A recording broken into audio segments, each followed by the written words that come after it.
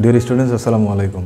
সবাইকে রসায়ন লাইভ ক্লাসে আমন্ত্রণ জানাচ্ছি। প্রিয় শিক্ষার্থীরা, আশা করি সবাই তোমরা ভালো আছো, সুস্থ আছো এবং নিরাপদে আছো। তোমরা জানো যে রসায়ন বিজ্ঞান প্রথম পত্র, উচ্চ মাধ্যমিক শ্রেণীর রসায়ন বিজ্ঞান প্রথম পত্র এর তৃতীয় অধ্যায় নিয়ে আমাদের ধারাবাহিক আলোচনা চলছে। আমরা পি ব্লক মৌল, তাদের ধর্মাবলী নিয়ে আলোচনা করছি, তাদের যৌগের ধর্ম নিয়ে আলোচনা করছি। আজকে পি ব্লক মৌলের আমাদের শেষ আলোচনা, এবং আজকে পি ব্লক মৌলসমূহের যে গ্রুপগুলো নিয়ে আলোচনা হবে সেগুলো হচ্ছে গ্রুপ 16, গ্রুপ 17 এবং গ্রুপ 18। তো এখানে অত্যন্ত গুরুত্বপূর্ণ বেসিক অনেকগুলো ইনফরমেশন তোমরা জানতে পারবে, ব্যাখ্যামূলক অনেকগুলো প্রশ্ন তোমরা জানতে পারবে। তো পুরো ক্লাসটা জুড়েই তোমরা শেষ পর্যন্ত আমার সাথে থাকবে, এটা আমি আশা করছি। তো প্রিয় শিক্ষার্থীরা, মূল আলোচনা যাওয়ার আগে আমি দেখে নিই যে আমাকে ঠিকমতো দেখা যাচ্ছে কিনা এবং সাউন্ডটা ক্লিয়ার আছে কিনা।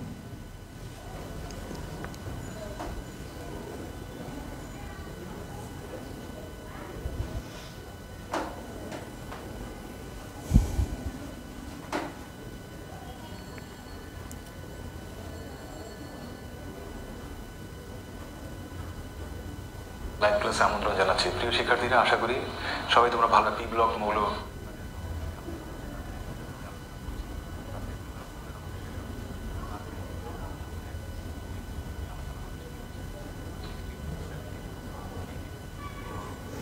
ওকে, আমি দেখতে পাচ্ছি সাউন্ড ক্লিয়ার আছে এবং বোঝা যাচ্ছে ঠিক মতো। সো ডিয়ার স্টুডেন্টস, তোমরা কে কোন কলেজ থেকে জয়েন করেছো সেটা ঝটপট একটু লিখে জানিয়ে দাও, এবং তোমরা তোমাদের টাইমলাইনে আজকের ক্লাসটি শেয়ার করে দাও। আমিও শেয়ার করে দিচ্ছি। আলহামদুলিল্লাহ, ভালো আছি আমি। ওয়ালাইকুম সালাম ওরহামতুল্লাহ। Okay Ashok, thank you very much.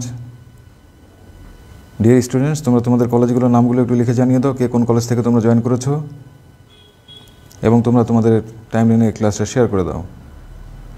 আমি এটা শেয়ার করে দিচ্ছি।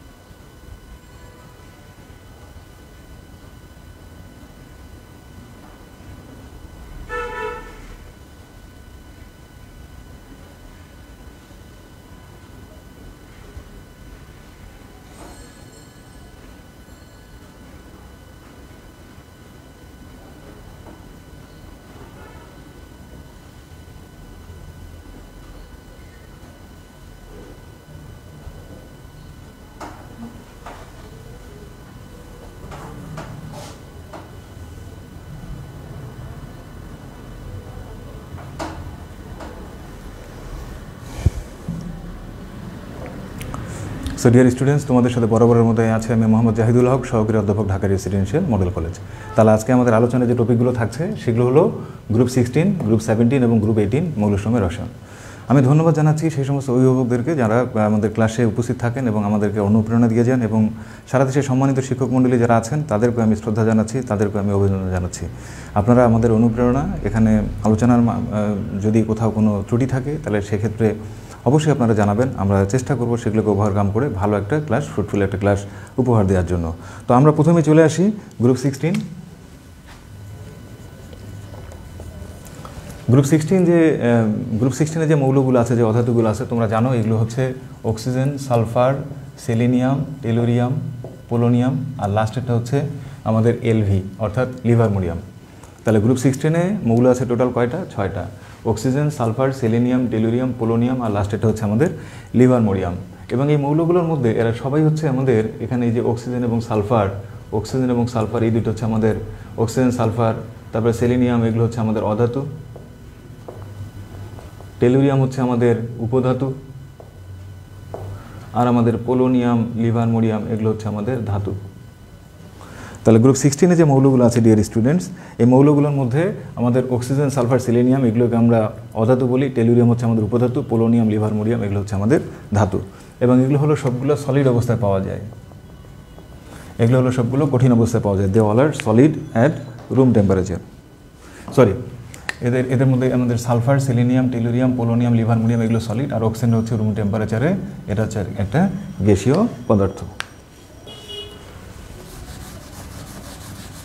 এখন এই মৌলগুলোর যদি নিই সেটা হচ্ছে NH2NP4। তার মানে অক্সিজেন যদি লিখি তাহলে এটা হবে 1s2 2s2 2p4। তাহলে অক্সিজেনের বাইরের শেলে কয়টা ইলেকট্রন আছে? 4 আর 2 6টা ইলেকট্রন আছে। রাইট। এবং 6টা ইলেকট্রনের মধ্যে এখানে ইলেকট্রনগুলো এভাবে থাকে, এটাকে বলা হয় অক্সিজেনের একটা লুইস কাঠামো, মানে লুইস স্ট্রাকচার। ভ্যালেন্স শেলের ইলেকট্রনগুলোকে ডট দিয়ে আমরা প্রকাশ করেছি। তো এখানে বেজোর ইলেকট্রন আছে কয়টা? এখানে বেজোর ইলেকট্রন আছে 2টা। তাহলে এদের যোজনী হচ্ছে 2। নর্মালি এদের যোজনী হচ্ছে 2 এবং এরা অক্টেট পূরণ করার জন্য 2টা করে ইলেকট্রন গ্রহণ করে, যেমন অক্সিজেন 2টা ইলেকট্রন গ্রহণ করে এবং অক্সাইড তৈরি করে। তাই এদের জারণ সংখ্যা সবার কমন হচ্ছে -2। এই জারণ সংখ্যা এরা প্রদর্শন করে। তাহলে এদের যোজনী শেলটা হচ্ছে NH2 NP4, অর্থাৎ ভ্যালেন্স শেলে টোটাল 6টা ইলেকট্রন আছে এবং 6টা ইলেকট্রনের মধ্যে 2টা ইলেকট্রন বেজোর অবস্থায় আছে, তাই এরা ভ্যালেন্সি 2 প্রদর্শন করে এবং এরা বিক্রিয়ার সময় 2টা ইলেকট্রন গ্রহণ করে এবং নেগেটিভ আয়নে পরিণত হওয়ার চেষ্টা করে, তাই এদের জারণ সংখ্যা হচ্ছে -2।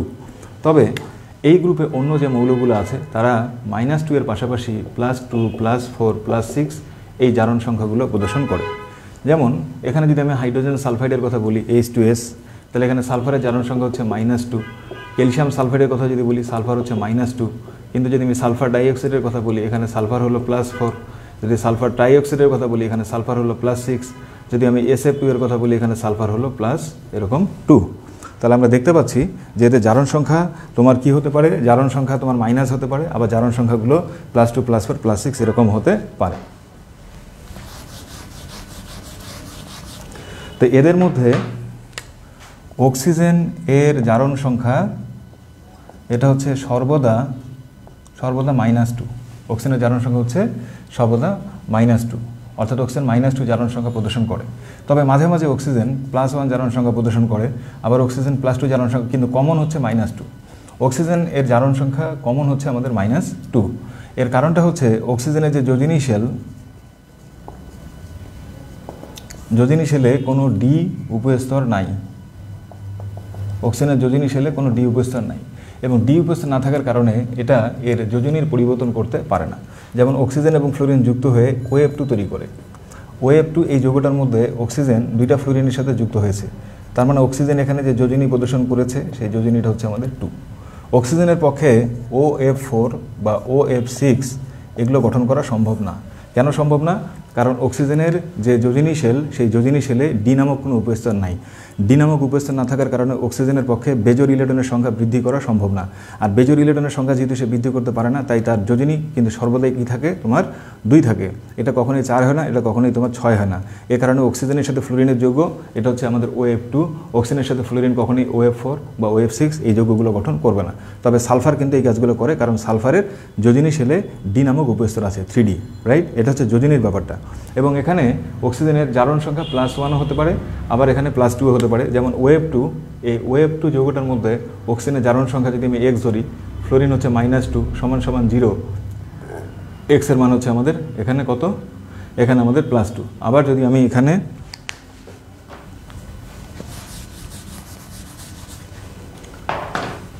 আমি এখানে উল্লেখ করি তোমার হাইড্রোজেন পারঅক্সাইড, এখানে কিন্তু অক্সিজেনের জারণ সংখ্যা হচ্ছে -1। সোডিয়াম পারঅক্সাইড, এখানে অক্সিজেনের জারণ সংখ্যা -1। আবার যদি আমি সুপার অক্সাইডের কথা বলি যেমন KO2, এখানে অক্সিজেনের জারণ সংখ্যা হচ্ছে -1/2। আবার আমি যদি ওজোনাইডের কথা বলি, ওজোনাইডে অক্সিজেনের জারণ সংখ্যা হচ্ছে -1/3, কিন্তু অক্সিজেনের যোজনী হচ্ছে সর্বদাই 2, রাইট। তাহলে আমরা এটা মনে রাখবো, অক্সিজেনের যোজনী হচ্ছে সর্বদাই 2।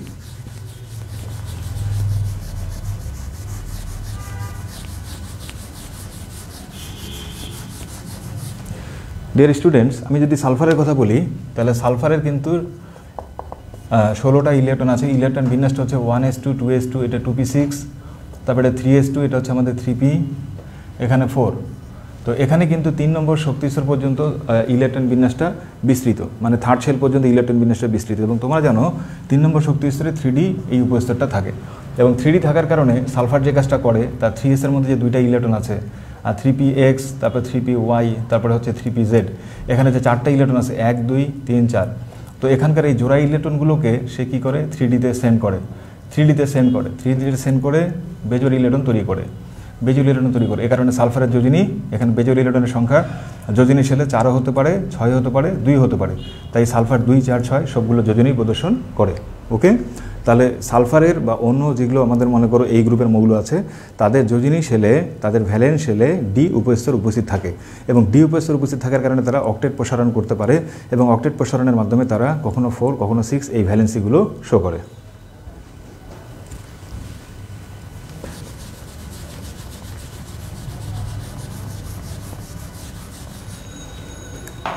এখন আমি যদি সালফারের সাথে এখানে ফ্লোরিনের যৌগ চিন্তা করি, SF2 পাবো, SF4 পাবো, আবার SF6 পাবো। এখানে কিন্তু SF6 এর মধ্যে আমরা সালফারের সাথে দেখতে পাচ্ছি 1টা 2টা 3টা 4টা 5টা 6টা ফ্লোরিন যুক্ত হয়ে SF6 তৈরি করেছে, রাইট? তার মানে এখানে বন্ড আছে কয়টা? 6টা। তাহলে বন্ড যদি 6টা থাকে তাহলে ইলেকট্রন আছে কয়টা? 6 দুগুণা 12টা। তাহলে এখানে 8-এর চেয়ে বেশি। তো যোজিনিশালি ইলেকট্রনের সংখ্যা যদি 8-এর চেয়ে বেশি হয় তাহলে এই বিষয়টিকে কী বলা হয়? অক্টেট প্রসারণ বলা হয়। তাহলে এখানে কিন্তু সালফারের অক্টেট প্রসারণ ঘটেছে। অক্টেট প্রসারণ সে করতে পেরেছে কেন? কারণ তার ডি অরবিটাল আছে, সেই জন্যই সে অক্টেটটা প্রসারণ করতে পেরেছে। এখন ব্যাপারটা হচ্ছে যে সালফারের সাথে যদি আমি ক্লোরিন যুক্ত করি তাহলে সালফারের সাথে ক্লোরিন যুক্ত হয়ে SCl2 তৈরি করতে পারে, SCl4 তৈরি করতে পারে, কিন্তু SCl6 এটা কখনোই তৈরি করতে পারে না।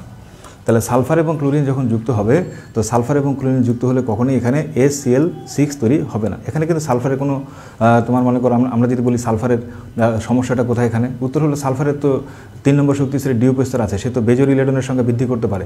তাহলে কেন এখানে SCl6 তৈরি হবে না? এর পিছনে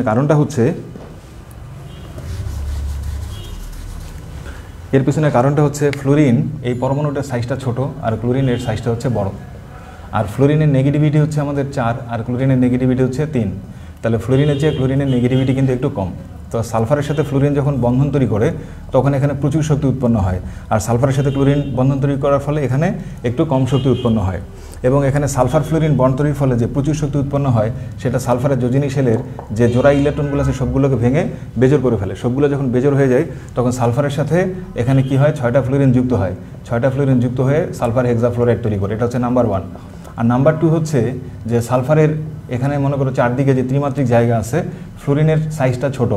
ফ্লোরিনের সাইজটা ছোট হওয়ার কারণে সবগুলো ফ্লোরিনই এখানে সালফারের সাথে যুক্ত হতে পারে, সবগুলো ফ্লোরিনই সালফারের সাথে বন্ড তৈরি করতে পারে এবং এই কারণে কিন্তু SF6 যৌগটা গঠিত হয়। অন্যদিকে সালফারের সাথে ক্লোরিন যখন বন্ড তৈরি করে, এই বন্ড তৈরির ফলে কম পরিমাণে শক্তি উৎপন্ন হয়, সেই শক্তিটা সালফারের সবগুলো জোড়া ইলেকট্রনকে ভেঙে বেজোর করতে পারে না। তার মানে সালফারের এখানে যোজিনী শেলে এই যে ইলেকট্রনগুলো আছে জোড়া, এই সবগুলো জোড়াকে ভেঙে বেজোর করতে পারে না। জাস্ট এই জোড়াটা বেজোর হয়।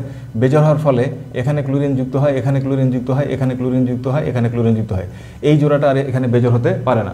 পাশাপাশি যখন তোমার এখানে সালফারের সাথে ক্লোরিন যুক্ত হয়, ক্লোরিনের আকার যেহেতু বড়, তো 4টা বড় বড় ক্লোরিন যখন এখানে যুক্ত হয়, 1টা ক্লোরিন, 2টা ক্লোরিন, 3টা ক্লোরিন, 4টা ক্লোরিন, তখন সালফারের চারদিকে সবগুলো স্পেস কী হয়ে যায়? অকুপাইড হয়ে যায়। কোনো জায়গার ফাঁকা থাকে না। ফাঁকা জায়গা না থাকার কারণে সালফারের পক্ষে 6টা ক্লোরিনকে জায়গা দেওয়া সম্ভব না। ক্লোরিন যদি এখানে আসে তাহলে তাকে ঘুরে চলে যেতে হবে, কারণ 4টা ক্লোরিন যুক্ত হওয়ার কারণে সালফারের 3 ডাইমেনশনাল স্পেসগুলো অলরেডি অকুপাইড, এখানে কোনো ফাঁকা স্পেস নাই। তাই সালফারের পক্ষে ক্লোরিনের সাথে নতুন কোনো বন্ড তৈরি করা পসিবল না।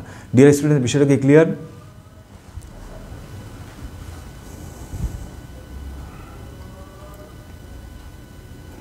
আমি একটু দেখি তোমরা বুঝতে পারছো কি না।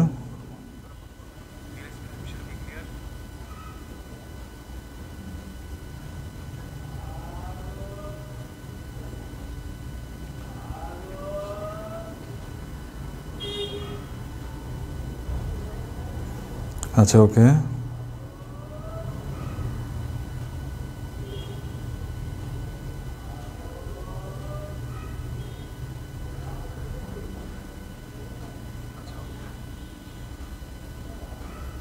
ঠিক আছে।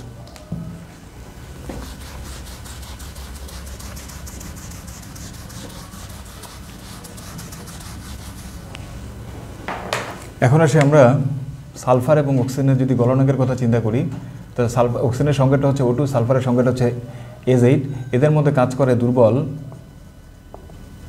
ভ্যান্ডার ওয়ালস বল এখানে কাজ করে। যেহেতু ভ্যান্ডার ওয়ালস বলটা খুবই দুর্বল এবং দুর্বল ভ্যান্ডার ওয়ালস বল কাজ করার কারণে এখানে কিন্তু গলনাঙ্কের মানটা কমে যায়। তাহলে এখানে অক্সিজেনের আণবিক ভর হচ্ছে 16 গুণন 2, তার মানে হচ্ছে 32, আর সালফারের আণবিক ভর হচ্ছে 32 গুণন 8, তার মানে 16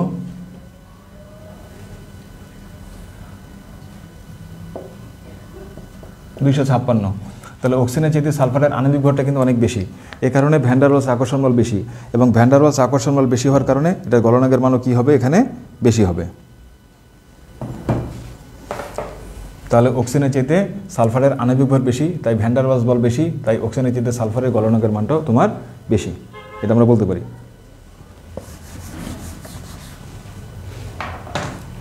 এখন আসে মৌলগুলোর হাইড্রাইড।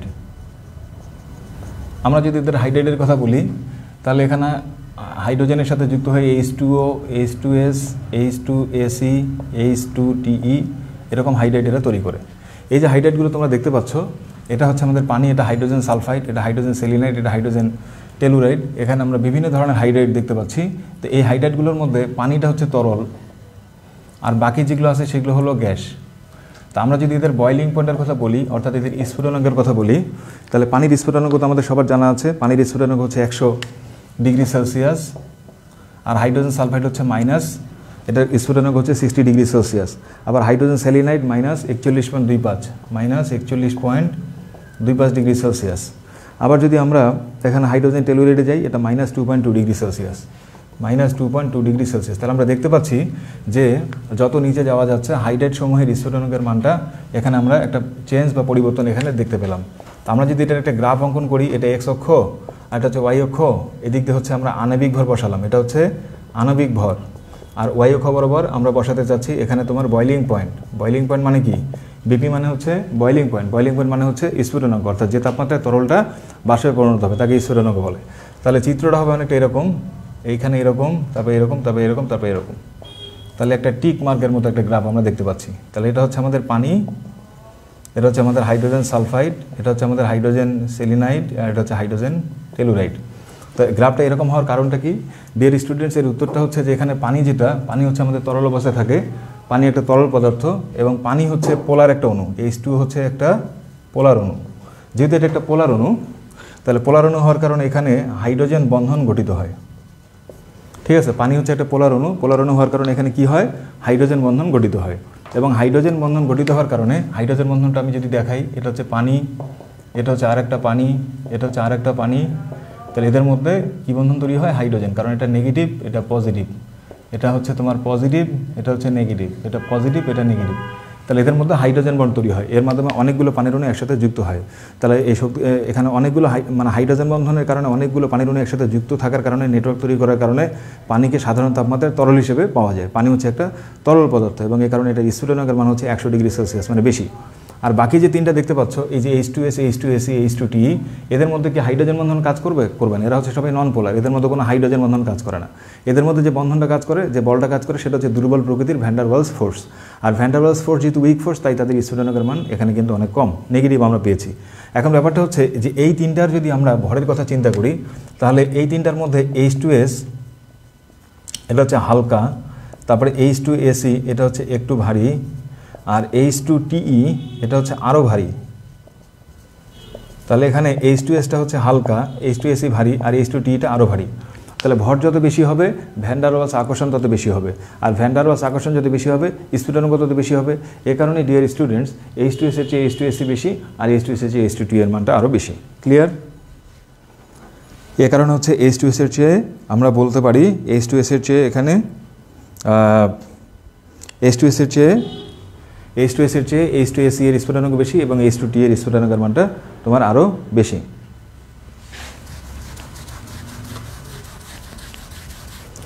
এরপর আসি যে এই যে মৌলগুলো, তাহলে পরীক্ষা প্রশ্ন থাকতে পারে যে H2O তরল আর H2S কেন গ্যাস? এটা হচ্ছে ব্যাখ্যা করো। তাহলে এভাবে আমরা হাইড্রোজেন বন্ড এবং ভ্যান ডার ওয়ালস ফোর্স দিয়ে জিনিসটাকে ব্যাখ্যা করতে পারি। এরপর আসি যে এই যে পদার্থগুলো আছে, এই পদার্থগুলোর যদি আমরা অম্ল ধর্ম কম্পেয়ার করি, তাহলে অম্ল ধর্ম হচ্ছে যত নিচের দিকে যাওয়া যায় হাইড্রাইডগুলোর অম্ল ধর্ম তত বৃদ্ধি পায়। তার মানে পানির চাইতে H2S একটু স্ট্রং অ্যাসিড, H2 এর চাইতে H2TE আরও স্ট্রং অ্যাসিড, আর H2TE এর চেয়ে H2AC এর চেয়ে H2TE এটা আরও স্ট্রং অ্যাসিড। আবার যদি আমরা বিজারক হিসেবে এদের ধর্ম চিন্তা করি, তাহলে যত নিচে যাওয়া যায় বিজারক হিসেবে এরা তত স্ট্রং হয়। তার মানে পানির চাইতে H2S স্ট্রং বিজারক, আর H2S এর চাইতে H2TE আরও স্ট্রং বিজারক, আর H2AC এর চেয়ে H2TE আরও স্ট্রং বিজারক। এর কারণটা হচ্ছে যে যত নিচে যাওয়া যায় তত এদের আকার বাড়তে থাকে। যেমন এই অক্সাইড, তার চাইতে সালফাইডের আকারটা বড়, সালফাইডের চাইতে এখানে সেলিনাইডের আকারটা আরও বড়, সেলিনাইডের চেয়ে টেলুরাইডের আকারটা আরও বড়। আকার যত বড় হবে তত এখানে কি হবে? ইফেক্টিভ নিউক্লিয়ার চার্জটা কমে যাবে, মানে নিউক্লিয়াসের আকর্ষণ কমে যাবে, তখন তাদের ইলেকট্রন দেওয়ার টেন্ডেন্সি বাড়বে। আর ইলেকট্রন যে দান করে তাকে বলা হয় বিজারক পদার্থ। তার মানে বিজারক হিসেবে তাদের পাওয়ার বা এবিলিটি আস্তে আস্তে বেড়ে যাবে।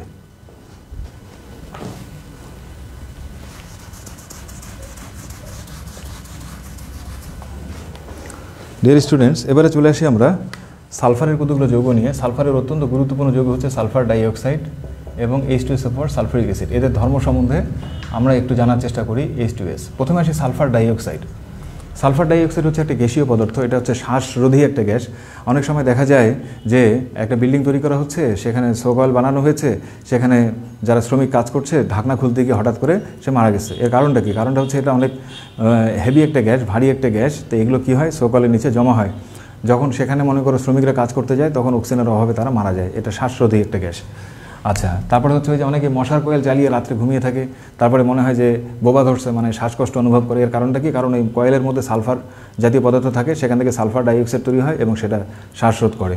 তো এখানে সাবধানে ঘুমাতে হবে, রাইট?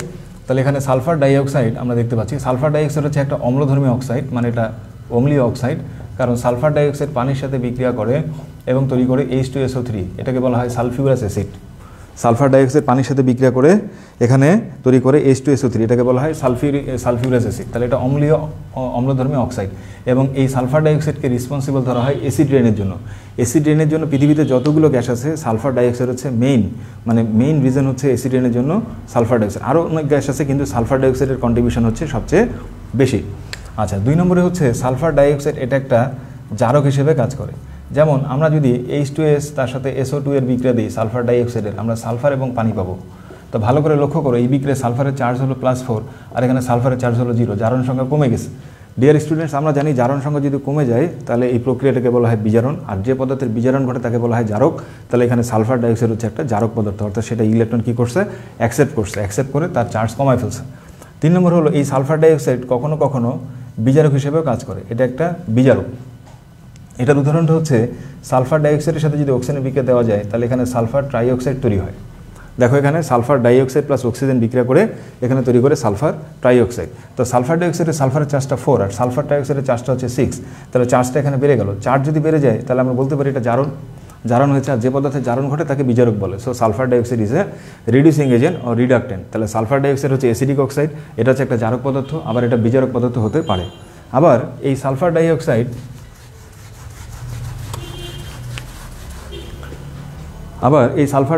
হতে পারে, সালফার ডাইঅক্সাইডের কথা যে বলছি, এই সালফার ডাইঅক্সাইড এটা হচ্ছে পানির সাথে বিক্রিয়া করে তৈরি করে H2SO4 সালফারিক অ্যাসিড এবং তৈরি করে জাইমান হাইড্রোজেন। আর এই জাইমান হাইড্রোজেন একটা রঙিন বস্তুর কাছে যদি আসে তাহলে তাকে সেটা কি করতে পারে, বর্ণহীন করতে পারে। তাহলে এই রঙিন বস্তুকে যে বর্ণহীন করে তার নাম কি তোমরা কি জানো? রঙিন বস্তু তাদেরকে যদি কেউ বর্ণহীন বস্তুতে পরিণত করে তাহলে সেই পদার্থটাকে আমরা কি বলি? রঙিন বস্তু যদি বর্ণহীন হয়ে যায় তাহলে তার নাম কি, তাকে কি বলা যায়? আচ্ছা হ্যাঁ, আমি তো তোমাদের কমেন্ট দেখতে চাই, আমি চাচ্ছি যে তোমরা প্রশ্ন করো।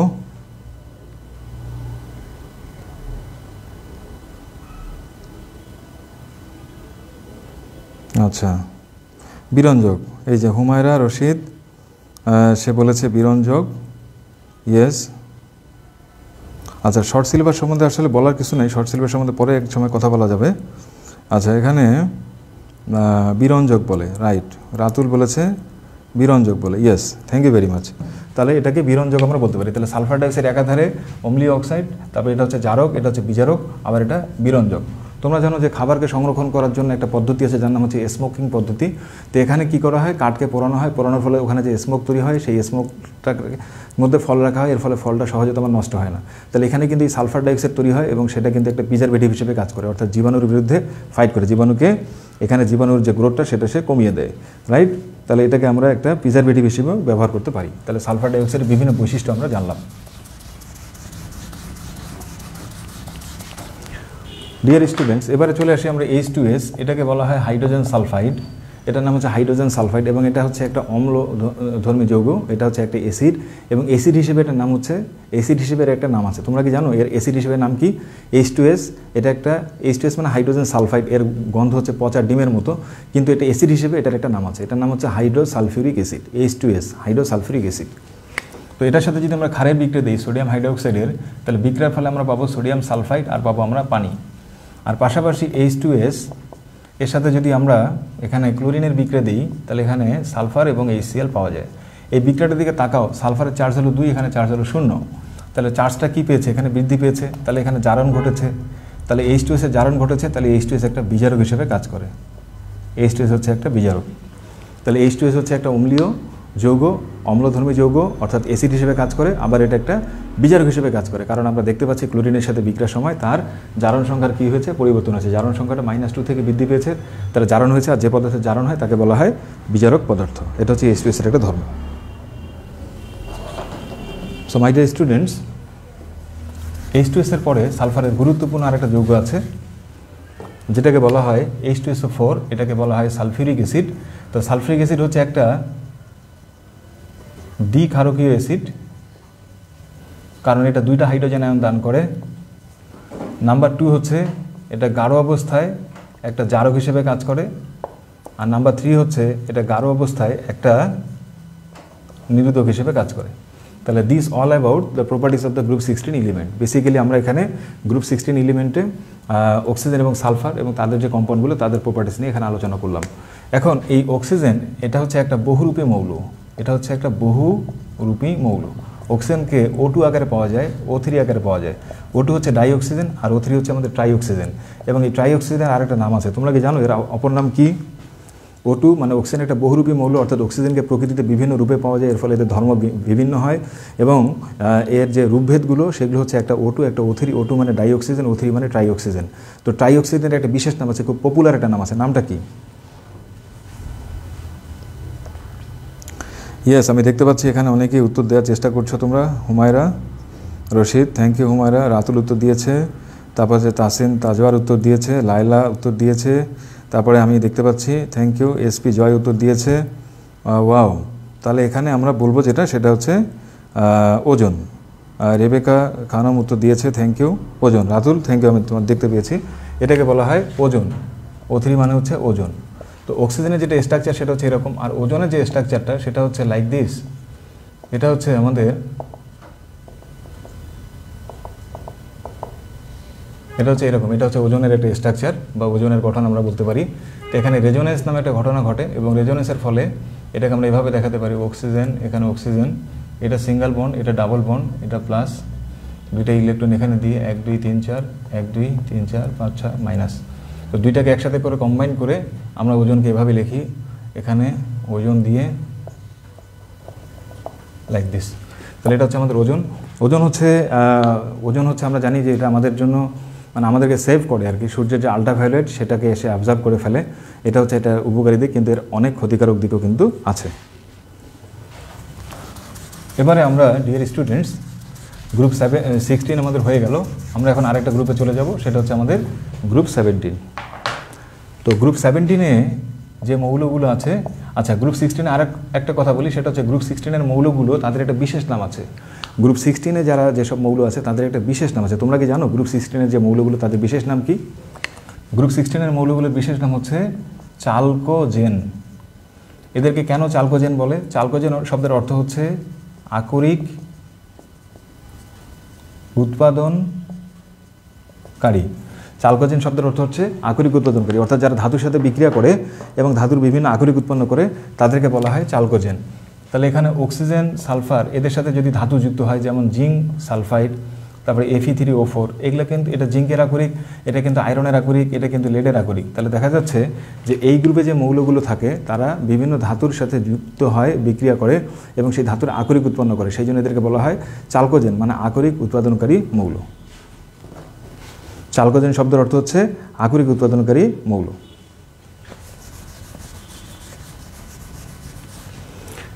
প্রিয় শিক্ষার্থীরা, এবারে চলে আসি আমরা গ্রুপ 17। গ্রুপ 17-এ আছে আমাদের fluorine, chlorine, bromine, iodine, astatine, আর একটা হচ্ছে আমাদের টিএস মানে হচ্ছে টেনিসাইন। তাহলে এই মৌলগুলো হচ্ছে আমাদের গ্রুপ 17-এর মৌল এবং এই মৌলগুলোর নাম হচ্ছে হ্যালোজেন। এদেরকে হ্যালোজেন বলে। হ্যালোজেন মানে হচ্ছে এরা বিভিন্ন সামুদ্রিক লবণ তৈরি করে, যেমন sodium chloride, potassium iodide, sodium bromide, এগুলো হলো বিভিন্ন ধরনের সামুদ্রিক লবণ। সামুদ্রিক লবণ তৈরি করার কারণে এই মৌলগুলোকে বলা হয় হ্যালোজেন। হ্যালোজেন মানে হচ্ছে সি সল্ট মেকার বা সি সল্ট প্রডিউসার এলিমেন্ট। এখন এই মৌলগুলোর মধ্যে এই ফ্লোরিন হচ্ছে একটা গ্যাস, ক্লোরিন হচ্ছে গ্যাস, ব্রোমিন হচ্ছে তরল, আয়োডিন হচ্ছে কঠিন, অ্যাস্টাটিন, টেনিসাইন এগুলো হলো সলিড, এগুলো হচ্ছে আমাদের কঠিন পদার্থ। তো পৃথিবীতে যতগুলো মৌলিক পদার্থ আছে এই মৌলিক পদার্থগুলোর মধ্যে কতগুলো হলো ধাতু, কতগুলো হলো অধাতু, কতগুলো হলো আমাদের উপধাতু। এখন ধাতুগুলোর মধ্যে মার্কারি হচ্ছে তরল, আর অধাতুগুলোর মধ্যে একমাত্র তরল অধাতু হচ্ছে ব্রোমিন, এবং ব্রোমিনের কালারটা হচ্ছে তোমার লাল। ব্রোমিনের কালারটা হচ্ছে আমাদের লাল। ফ্লোরিন হচ্ছে আমাদের, এই ফ্লোরিন যে দেখতে পাচ্ছ এটা হচ্ছে আমাদের হলুদাভ একটা গ্যাস, এটা হচ্ছে সবুজাভ হলুদ একটা গ্যাস, সবুজাভ হলুদ। আর ব্রোমিনটা হচ্ছে আমাদের লালচে বাদামি একটা গ্যাস, আর আয়োডিনটা হচ্ছে বেগুনি রঙের একটা পদার্থ। আর এখানে অ্যাস্টাটিন হচ্ছে আমাদের রেডিও অ্যাক্টিভ, অর্থাৎ তেজস্ক্রিয় একটা পদার্থ। অ্যাস্টাটিন হচ্ছে আমাদের রেডিও অ্যাক্টিভ, রেডিও অ্যাক্টিভ মানে হচ্ছে আমাদের তেজস্ক্রিয় পদার্থ, ঠিক আছে। ব্রোমিনের কালারটা হচ্ছে লালচে বাদামি। তো এই মৌলগুলো ডিয়ার স্টুডেন্টস, এরা হলো সবাই আমাদের নন মেটাল, এরা হলো সবাই আমাদের নন মেটাল। নন মেটাল মানে কি? নন মেটাল মানে হচ্ছে সবাই হচ্ছে অধাতু। ওকে, এখন আমরা এদের ধর্ম নিয়ে একটু আলোচনা করতে চাই। এই মৌলগুলোর বৈশিষ্ট্য হচ্ছে এদের যোজনী শেলটা NH2NP5, অর্থাৎ বাইরের শেলে এদের 7টা করে ইলেকট্রন আছে। যেহেতু 7টা করে ইলেকট্রন আছে তাই একটা ইলেকট্রন গ্রহণ করে এরা অষ্টক পূরণ করে, তাই এদের যোজনী হচ্ছে 1, এদের যোজনী হচ্ছে 1। আর এদের যে জারণ সংখ্যা হচ্ছে -1 হয়। এছাড়া +1 +3 +5 +7 হতে পারে। এই যে -1 যেটা, এটা হচ্ছে ফ্লোরিনের জন্য, আর অন্য মৌলের জন্য এখান থেকে শুরু করে এই পর্যন্ত সব হতে পারে, অর্থাৎ ক্লোরিন, ব্রোমিন, আয়োডিন, তাদের ক্ষেত্রে -1 হতে পারে, আবার +1 +3 +5 +7 এগুলো হতে পারে। তাহলে ফ্লোরিন হচ্ছে অলওয়েজ -1, আর বাকিগুলো হলো +1 +3 +5 +7 ইভেন -1ও সেগুলো হতে পারে। তো এর কারণটা কি? আমরা গ্রুপ 16-এ একটা ব্যাখ্যা শিখেছিলাম, সেই ব্যাখ্যাটা এখানেও কিন্তু অ্যাপ্লিকেবল, রাইট? সেই ব্যাখ্যাটা আমরা এখানেও প্রয়োগ করব। ব্যাখ্যাটা হচ্ছে যে এখানে যে মৌলগুলো আছে সেই মৌলগুলো হচ্ছে আমাদের ফ্লোরিনের কথা যদি বলি ডিয়ার স্টুডেন্টস, ফ্লোরিনে 9টা ইলেকট্রন আছে। তাহলে ফ্লোরিনের ইলেকট্রন বিন্যাস হচ্ছে 1s2 2s2 আর 2p5।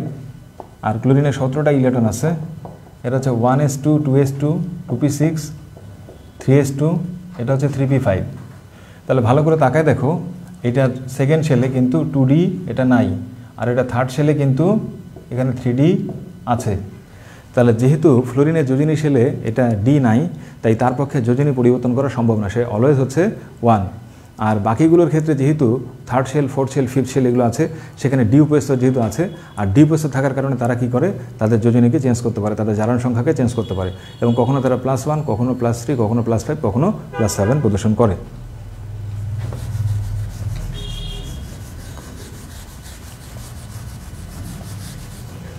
এই মৌলগুলো যদি আমরা সাইজের কথা বলি, যত নিচে নামা যাবে সাইজ তত বাড়বে। তার মানে ফ্লোরিনের চাইতে ক্লোরিনের সাইজটা বড়, ব্রোমিন আরও বড়, আয়োডিনের সাইজটা আরও বড়, নাম্বার 1। নাম্বার 2 যদি আমরা বলি, এদের আয়নীকরণ শক্তি, তা ফ্লোরিনের আয়নীকরণ শক্তি সবচেয়ে বড়, বেশি, তারপরে ক্লোরিন, তারপরে ব্রোমিন, তারপর হচ্ছে আমাদের আয়োডিন, অর্থাৎ এখান থেকে ইলেকট্রন বের করতে শক্তি সবচেয়ে বেশি লাগবে।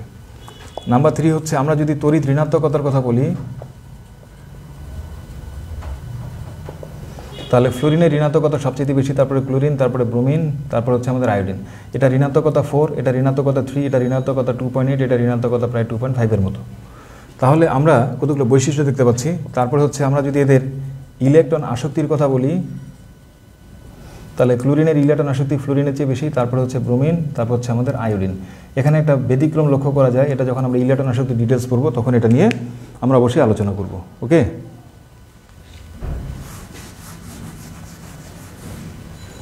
ডিয়ার স্টুডেন্টস, আমি যে আলোচনাগুলো করছি তোমরা কি আসলে আমার কথা বুঝতে পারছো?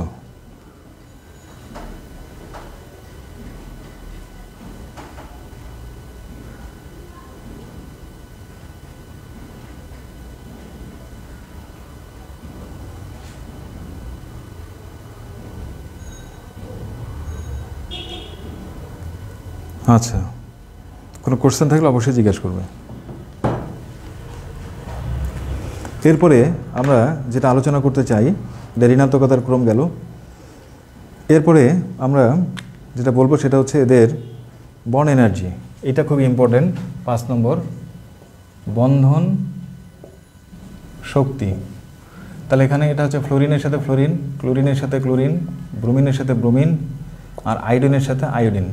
এখন বন্ধন শক্তির যে মানগুলো, এই মানগুলো যদি আমরা বসাই তাহলে দেখা যাবে যে ফ্লোরিনের যে বন্ধন শক্তি 158 কিলোজুল পার মোল, এটা হচ্ছে 158 কিলোজুল পার মোল।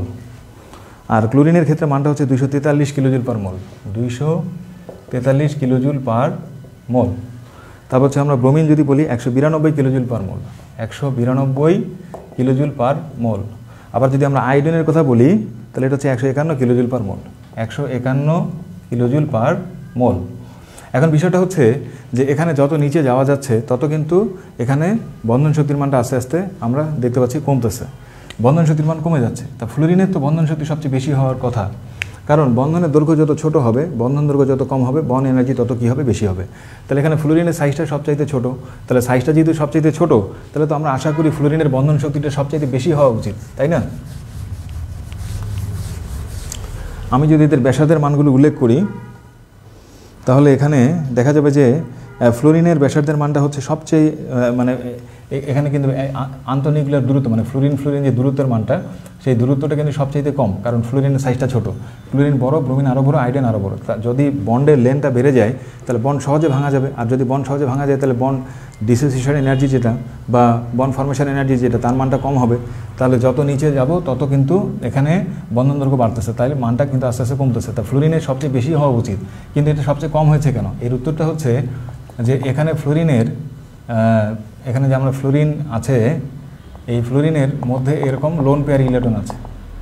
তো এই লোন পেয়ার ইলেকট্রনগুলো এটা হচ্ছে নিউক্লিয়াসের খুব কাছে থাকার কারণে এখানে যে ইলেকট্রনগুলো বন্ড তৈরি করে, এই বন্ড পেয়ার ইলেকট্রন এটা লোন পেয়ার ইলেকট্রনগুলোকে অত্যন্ত স্ট্রংলি কী করে, রিপেল করে। যখন মারাত্মক রিপালশন হয় তখন বন্ডটা দুর্বল হয়ে যায়, আর রিপালশনের কারণে, বিকর্ষণের কারণে বন্ড যখন দুর্বল হয়ে যায় তখন বন্ড তাড়াতাড়ি ভেঙে যায়, এবং এই কারণেই হচ্ছে এটার ডিসোসিয়েশন এনার্জির মানটা অনেক কম, এবং এই কারণে এটা রিঅ্যাক্টিভিটি অনেক বেশি।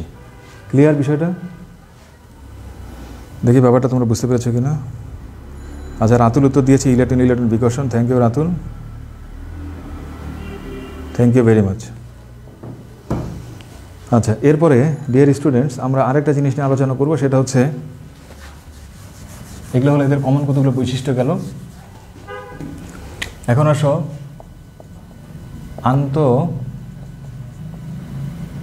হ্যালোজেন যৌগ। হ্যালোজেন যৌগ মানে হচ্ছে ইন্টারো হ্যালোজেন কম্পাউন্ড। যে সমস্ত যৌগের মধ্যে শুধুই হ্যালোজেন থাকে, অর্থাৎ হ্যালোজেন প্লাস হ্যালোজেন সমান একটা যৌগ, তার নাম হ্যালোজেন যৌগ। তাহলে হ্যালোজেন যৌগ হচ্ছে এমন এক ধরনের যৌগ যে যৌগের মধ্যে শুধুই হ্যালোজেন থাকে, রাইট? দুইটাই হ্যালোজেন থাকবে, তার নাম হ্যালোজেন যৌগ।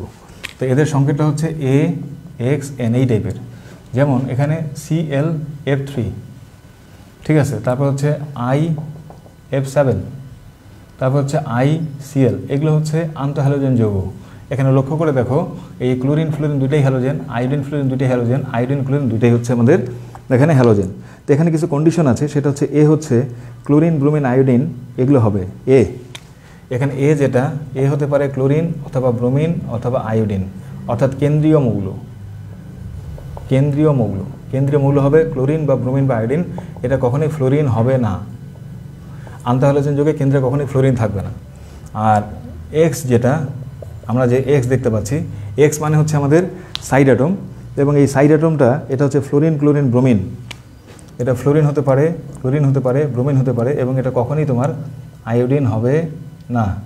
এবং এনের মানটা, এই যে এন যেটা দেখতে পাচ্ছ, এনের মানটা 1 হতে পারে, 3 হতে পারে, 5 হতে পারে, ইভেন এটা 7 হতে পারে। তাহলে এই জিনিসটা জানা থাকলে তোমার এখানে হ্যালোজেন যৌগ থেকে প্রশ্ন করা হয়, এবং এই প্রশ্ন যদি করা হয় তাহলে এটার আনসার তোমরা দিতে পারবে। তাহলে এনের মান 1, 3, 5, 7 এগুলো হবে, কারণ বেজোর ইলেকট্রনের সংখ্যা IF2 হবে না। IF2 কেন হবে না? কারণ বেজোর ইলেকট্রনের সংখ্যা 1 আছে, 3 আছে, 5 আছে, 7 আছে। 1, 3, 5, 7 যেহেতু আছে, তাই 1, 3, 5, 7 যেহেতু আছে, ICl, ইয়েস ICl। তাহলে তোমরা নিজেদের মতো করে যে কটা পর হ্যালোজেন যৌগ লিখে পাঠাও দেখি। হ্যালোজেন যৌগের সংকেতটা হচ্ছে A, তারপর হচ্ছে XN, এটা হচ্ছে কমন টার্ম। এ হলো কেন্দ্রীয় মৌল, এটা ক্লোরিন, ব্রোমিন, আয়োডিন হতে পারে, কিন্তু এটা কখনোই ফ্লোরিন হবে না। আর এক্সটা হচ্ছে সাইড অ্যাটম হচ্ছে ফ্লোরিন, ক্লোরিন, ব্রোমিন হবে, এটা কখনোই আয়োডিন হবে না। আর এনের মানটা 1, 3, 5, 7 এটা হতে পারে। তাহলে যে যা বুঝছো তারা লোকে নিজেদের মতো করে কয়েকটা হ্যালোজেন যৌগের সংকেত এখানে লিখে পাঠিয়ে দাও।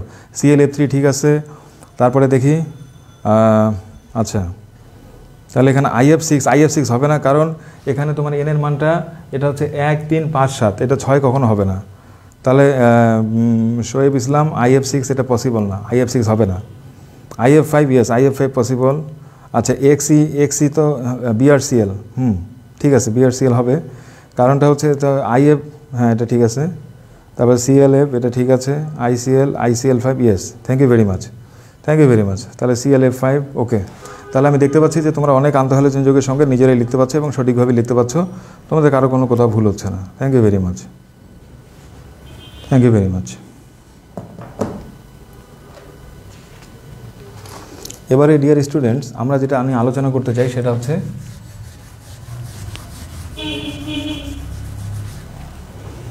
আন্তঃহ্যালোজেন যৌগের পরে যেটা আমরা আলোচনা করব সেটা হচ্ছে CFC। তোমরা CFC সম্বন্ধে অবশ্যই জানো। CFC এর ফুল ফর্মটা কি? CFC হচ্ছে ক্লোরোফ্লোরোকার্বন।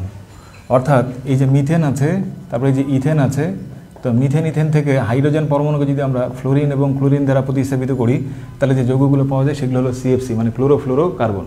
এগুলোকে আমরা একসময় রেফ্রিজারেটরে ব্যবহার করতাম, রাইট, ঠান্ডা করার জন্য, কিন্তু এটা পরিবেশের জন্য ক্ষতিকারক, ওজোন লেয়ারকে ধ্বংস করে, তাই সারা পৃথিবীতে এটার উৎপাদন বিপণন সবগুলো নিষিদ্ধ। তো এই যে CFC বা ক্লোরোফ্লোরোকার্বন, যেমন CCl2F2, এটা হচ্ছে CFC, ক্লোরোফ্লোরোকার্বন। বাণিজ্যিকভাবে এদেরকে বলা হয় ফ্রেয়ন। বাণিজ্যিকভাবে এদেরকে কী বলা হয়? ফ্রেয়ন বলা হয়। তাহলে মিথেন এবং ইথেনের ক্লোরোফ্লোরো যে জাতকগুলো, অর্থাৎ মিথেন থেকে হাইড্রোজেনকে বা ইথেন থেকে হাইড্রোজেনকে ক্লোরিন ফ্লোরিন দ্বারা প্রতিস্থাপিত করলে যে যৌগগুলো পাওয়া যাবে সেগুলি হলো আমাদের CFC, মানে ক্লোরোফ্লোরোকার্বন। এবং এই ক্লোরোফ্লোরোকার্বনগুলোকে কমার্শিয়ালি ফ্রেয়ন বলা হয়। এবং ফ্রেয়নগুলো এগুলো হলো মানে রেফ্রিজারেটরে বা তোমার মনে করো বিভিন্ন জায়গায় এটা শীতল কারক হিসেবে কী করা হয়? ব্যবহার করা হয়। কিন্তু এটার প্রবলেমটা হচ্ছে এটা ওজোন লেয়ারের জন্য ক্ষতিকারক, সেই জন্য এটা ব্যান করা হয়েছে। এখন আমরা এটার নামকরণ সম্বন্ধে একটু জানতে চাই। যেমন এদেরকে বলা হয় ফ্রেয়ন বলা হয়। তো এখন এই ফ্রেয়নের ক্ষেত্রে নামটা হচ্ছে ফ্রেয়ন ABC। মনে করো CCl2F2 দিছে, দিয়ে বলতেছে এটার নাম কি হবে? তাহলে এটার নামটা হচ্ছে ফ্রেয়ন ABC। এ মানে কি? এ মানে কার্বনের সংখ্যা -1। এ মানে কি? কার্বনের সংখ্যা -1। কার্বন এখানে আছে কয়টা? একটা। তাহলে 1 থেকে 1 বাদ দাও, তাহলে এটা 0 হবে। বি মানে কি? হাইড্রোজেনের সংখ্যা +1। এখানে কি হাইড্রোজেন আছে? নাই, তাহলে 0 + 1, তার মানে 1। আর সি মানে হচ্ছে ফ্লোরিনের সংখ্যা। ফ্লোরিন এখানে কয়টা আছে? 2টা, তাহলে 2 লিখলাম। তাহলে আমরা এটার নাম বলতে পারি, এই যে CCl2F2, এটার নাম বলতে পারি আমরা ফ্রেয়ন এ। এর মান হলো 0, বি এর মান হলো 1, সি এর মান হলো 2। 0টা লেখা হয় না, এটার নাম হচ্ছে জাস্ট ফ্রেয়ন 1,2। এটাকে বলা হয় ফ্রেয়ন 1,2। তোমরা কি ব্যাপারটা বুঝতে পেরেছো? যদি বুঝে থাকো জাস্ট একটু আমাকে রেসপন্ড করো। এটা হচ্ছে ফ্রেয়ন 1,2, ক্লোরোফ্লোরোকার্বন, ইয়েস, ঠিক আছে। Eva Akhtar, yes, chlorofluorocarbon. এখন আমি ফ্রেয়নের নামকরণটা শেখালাম। বিষয়টা যদি ক্লিয়ার হও তাহলে তোমাদেরকে আমি একটা প্রবলেম থ্রো করতে চাই। আচ্ছা, একটা প্রবলেম থ্রো করতে চাই ডিয়ার স্টুডেন্টস। তোমরা একটা নাম আমাকে বলে দাও, সেটা হলো CClF3। তাহলে এটার নাম কি হবে? ফ্রেয়ন কি হবে এটার নাম? CClF3। আচ্ছা, অশোক মিস্ত্রি বুঝতে পেরেছো? ওকে, ফাইন, থ্যাংক ইউ। রাতুল, আচ্ছা, একটু রিপিট করতে বলছে। নোমান মল্লিক রিপিট করতে বলেছো। পলি আক্তার রিপিট করতে বলেছো। ওকে, ঠিক আছে, আমি রিপিট করছি। ঠিক আছে, আরেকবার, ঠিক আছে, আমি রিপিট করছি। এটা হচ্ছে ভালোভাবে বোঝার চেষ্টা করবা। এটা হচ্ছে CCl2F2। তো এটার নাম হচ্ছে ফ্রেয়ন, তারপরে ABC। তো এখন ABC এর জায়গাটা নাম্বার হবে। যেমন ধানের নাম আছে না, BR12, BR11, BR13, এরকম বিভিন্ন বাংলাদেশের যে ধান, কৃষি প্রধান দেশ, তো ঠিক সেরকম ফ্রেয়নের ক্ষেত্রে কখনো 1,2, কখনো 1,1, কখনো বিভিন্ন ইউজ করা হয়। তো এখানে নাম্বারটা কিভাবে আসে? এখানে যে এ আছে, এ মানে হচ্ছে কার্বনের সংখ্যা -1। তাহলে এখানে কার্বন কয়টা আছে? একটা আছে, তাহলে 1 - 1 মানে এটা 0। আর বি মানে হচ্ছে হাইড্রোজেনের সংখ্যা +1। তাহলে এখানে কি কোথাও হাইড্রোজেন আছে? আমি তো দেখতে পাচ্ছি না। তোমরা কি দেখতে পাচ্ছ হাইড্রোজেন? এখানে কোনো হাইড্রোজেন নাই। তাহলে হাইড্রোজেন হলো 0 + 1, তার মানে এটা কত হবে? 1। আর সি মানে হচ্ছে ফ্লোরিনের সংখ্যা। তাহলে এখানে ফ্লোরিন কয়টা আছে? দেখো, 2টা আছে, তাহলে 2। তার মানে এখানে আমাদের এর মান হলো 0, বি এর মান হলো 1, আর সি এর মান হলো আমাদের 2। তাহলে এটা ফ্রেয়ন 0,1,2। 0টা লেখা হয় না, শুধু ফ্রেয়ন 1,2। এখন কি বুঝেছো ডিয়ার স্টুডেন্টস? এখন বুঝেছো? আচ্ছা, CClF3, ফ্রেয়ন 1,3, ইয়েস। সাদিদের উত্তর ঠিক হয়েছে।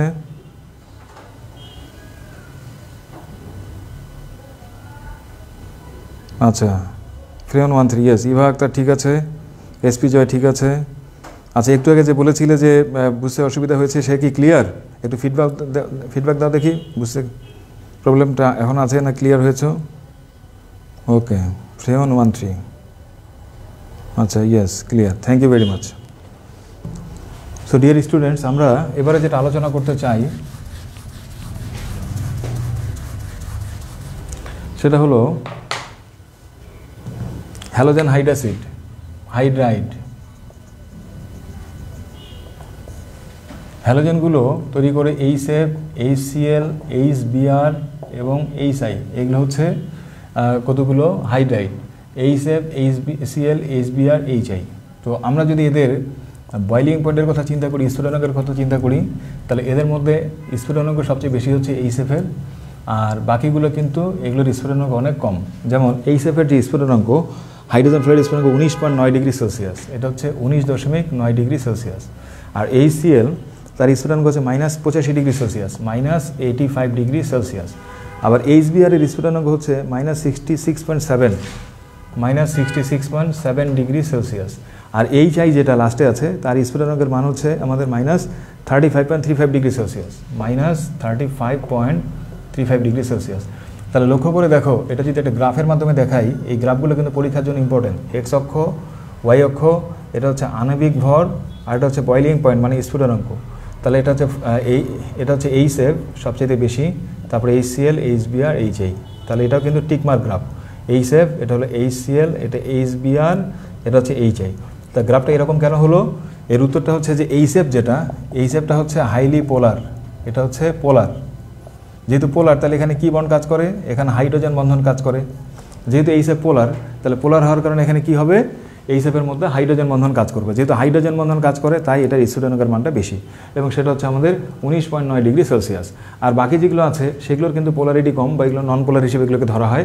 তো এদের মধ্যে কোনো হাইড্রোজেন বন্ধন তৈরি হয়নি, এদের মধ্যে ভ্যান ডার ওয়ালস আকর্ষণ বল কাজ করে। তাহলে ভ্যান ডার ওয়ালস আকর্ষণ বল যেহেতু দুর্বল, তাই এদের স্ফুটনাঙ্কের মানটা কিন্তু নেগেটিভ, মানে মাইনাস এসেছে। এখন ভ্যান ডার ওয়ালস বলের বৈশিষ্ট্য হচ্ছে আণবিক ভর যত বৃদ্ধি পাবে, ভ্যান ডার ওয়ালস ফোর্স তত বৃদ্ধি পাবে, এর ফলে স্ফুটনাঙ্কের মান তত আস্তে আস্তে বৃদ্ধি পাবে। তাহলে HCl-এর চাইতে HBr-এর আণবিক ভর বেশি, আর HI-এর আণবিক ভর আরও বেশি, তাই স্ফুটনাঙ্কের মানটা আস্তে আস্তে আমরা দেখতে পাচ্ছি বৃদ্ধি পাচ্ছে। আর HF-টা অনেক বেশি, মানে পজিটিভ ভ্যালু। কেন? কারণ এখানে ভ্যান ডার ওয়ালস না, এখানে হাইড্রোজেন বন্ধন কাজ করে। হাইড্রোজেন বন্ধনটা যেহেতু ভ্যান ডার ওয়ালসের চাইতে স্ট্রং, তাই এখানে কিন্তু স্ফুটনাঙ্কের মানটা বেশি পাওয়া যায়। এবং এ কারণে কিন্তু রুম টেম্পারেচারে আমরা বলতে পারি যে HF-টা অনেকটা এখানে মানে এটা আমরা বলতে পারি যে লিকুইডের কাছাকাছি এখানে থাকবে, রাইট? এটা হচ্ছে এদের বয়লিং পয়েন্টের অর্ডার। বিষয়টা বুঝতে পেরেছো ডিয়ার স্টুডেন্টস?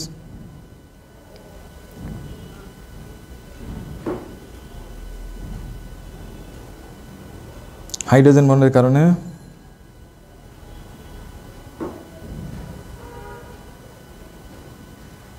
আচ্ছা ওকে, মালিহা কোন জায়গাটায় বুঝতে অসুবিধা হচ্ছে একটু আমাকে জানাও প্লিজ। আচ্ছা হুমায়রা রশিদ, ওকে, রাকিব আল হাসান, ওকে, থ্যাংক ইউ। তাহলে আমরা দেখলাম, এখন আসি, এরা সবাই হলো, এদের জলীয় দ্রবণ হচ্ছে অ্যাসিড, এটা জলীয় দ্রবণগুলো হলো অ্যাসিড। তো অ্যাসিড হিসেবে এদের যদি শক্তির ক্রম বিবেচনা করি, তাহলে HI সবচেয়ে শক্তিশালী, তারপরে HBr, তারপরে HCl, আর HF-টা হচ্ছে দুর্বল অ্যাসিড। তো HF-টাকে কেন দুর্বল অ্যাসিড বলা হচ্ছে? ঠিক আছে, HF কেন দুর্বল অ্যাসিড? কারণ আমরা জানি ফ্লোরিন সবচেয়ে নেগেটিভ। তাহলে ফ্লোরিনের নেগেটিভিটি যদি অনেক বেশি হয়, তাহলে এই যে হাইড্রোজেন ফ্লোরিন যে বন্ডটা আছে, এই বন্ডটার সব ইলেকট্রন ফ্লোরিন নিজের দিকে টান দিয়ে নিয়ে যাবে। তাহলে এখানে বন্ডে ইলেকট্রন কমে যাবে, বন্ড দুর্বল হবে। যদি বন্ড দুর্বল হয়ে যায়, বন্ড তাড়াতাড়ি ভাঙবে। বন্ড যদি তাড়াতাড়ি ভাঙে, তাহলে আমি বেশি করে হাইড্রোজেন আয়ন পাবো, তাড়াতাড়ি হাইড্রোজেন আয়ন পাবো। আর হাইড্রোজেন আয়ন যত বেশি পাবো, যত তাড়াতাড়ি পাবো, সেটা তত বেশি স্ট্রং অ্যাসিড হবে। ঠিক কিনা বলো? তাহলে এখানে এই যে আমাদের HF, ফ্লোরিনের নেগেটিভিটি অনেক বেশি হওয়ার কারণে এখানে ইলেকট্রন টান দিয়ে ফ্লোরিন নিয়ে যাবে। নিয়ে গেলে এখানে বন্ডে ইলেকট্রন কমে যাবে। বন্ডে ইলেকট্রন কমে গেলে বন্ড দুর্বল হবে। বন্ড দুর্বল হলে বন্ড তাড়াতাড়ি ভাঙবে। বন্ড যত তাড়াতাড়ি ভাঙবে, তত তাড়াতাড়ি আমি হাইড্রোজেন আয়ন পাবো। তাহলে এটা সবচেয়ে স্ট্রং অ্যাসিড হওয়ার কথা কিনা বলো? কিন্তু বইয়ের মধ্যে লেখা আছে যে এইটা হচ্ছে সবচেয়ে দুর্বল অ্যাসিড এদের মধ্যে, আর HI হলো সবচেয়ে সবল অ্যাসিড। তাহলে এখানে আমি যে যুক্তিটা দিলাম, সেই যুক্তির সাথে তোমরা একমত কিনা?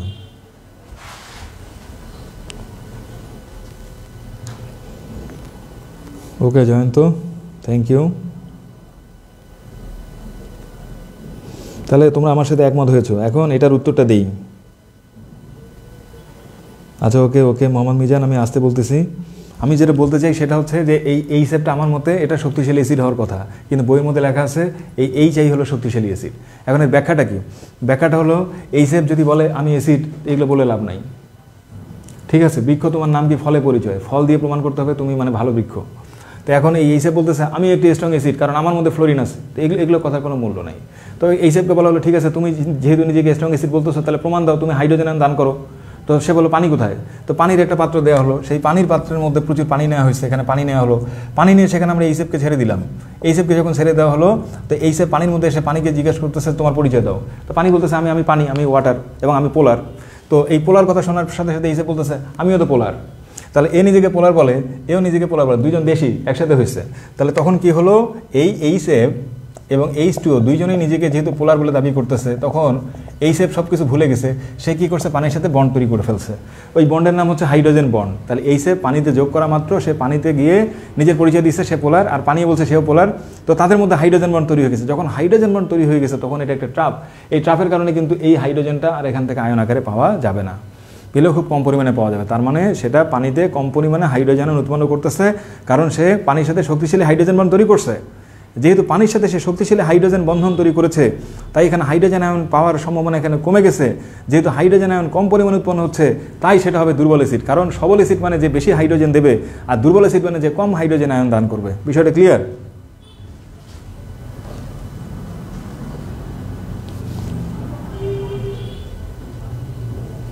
ডিয়ার স্টুডেন্টস, দেখো বিষয়টা ক্লিয়ার হয়েছে কিনা। ইভা আক্তার ক্লিয়ার হয়েছে? ওকে। রেবেকা, তাহলে পানির মধ্যে হাইড্রোজেন আয়নের পরিমাণটা কম। Okay Ratul, thank you very much, thank you very much. Okay, তাহলে এই হচ্ছে। আর অপরদিকে এই হাইড্রোজেনের সাথে যুক্ত হয়েছে আয়োডিন। এখন হাইড্রোজেনের আকার অনেক ছোট, আয়োডিনের আকার অনেক বড়। তা ছোট অ্যাটমের সাথে বড় অ্যাটম যখন বন্ড তৈরি করবে, তখন এই বন্ডের মধ্যে অনেক টান পড়বে, পীড়ন পড়বে, স্ট্রেস পড়বে, ফলে বন্ডটা মডাস করে ভেঙে যাবে। ঠিক আছে, সুপারি গাছ যদি অনেক লম্বা হয়, বাতাস যদি ওঠে, তাহলে তাড়াতাড়ি কিন্তু এটা ভেঙে যাওয়ার সম্ভাবনা রয়েছে। গাছ যত বেশি লম্বা হবে সে তত তাড়াতাড়ি তোমার ভেঙে যাবে। তাহলে হাইড্রোজেনের সাথে আয়োডিন যখন বন্ড তৈরি করে, তখন হাইড্রোজেনের আকার ছোট, আয়োডিনের আকার অনেক বড়। এর ফলে যে বন্ডটা তৈরি হয় তার মধ্যে একটা স্ট্রেস পড়ে, একটা টান পড়ে, মানে আয়োডিনটাকে এইভাবে টান দিয়ে বন্ডটা মেনটেন করতে হয়, তখন তাড়াতাড়ি এটা ভেঙে যায়। আর বন্ড তাড়াতাড়ি ভাঙার কারণে এখানে তাড়াতাড়ি হাইড্রোজেন আয়ন পাওয়া যায়, এবং এই কারণে এটা একটা স্ট্রং অ্যাসিড। রাইট? ওকে।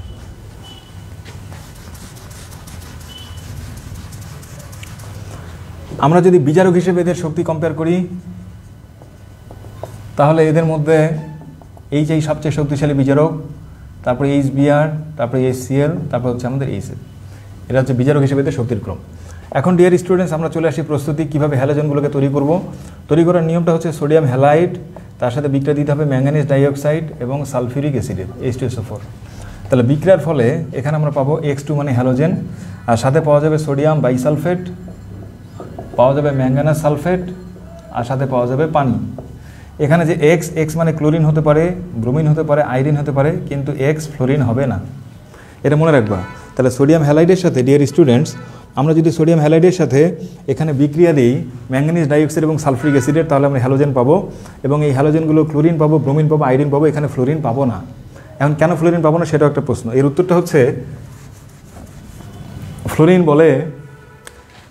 বলে যে আমি একটি জারক কারণ আমি ইলেকট্রন গ্রহণ করি। ফ্লোরিন বলে আমি একটি জারক কারণ আমি ইলেকট্রন গ্রহণ করি।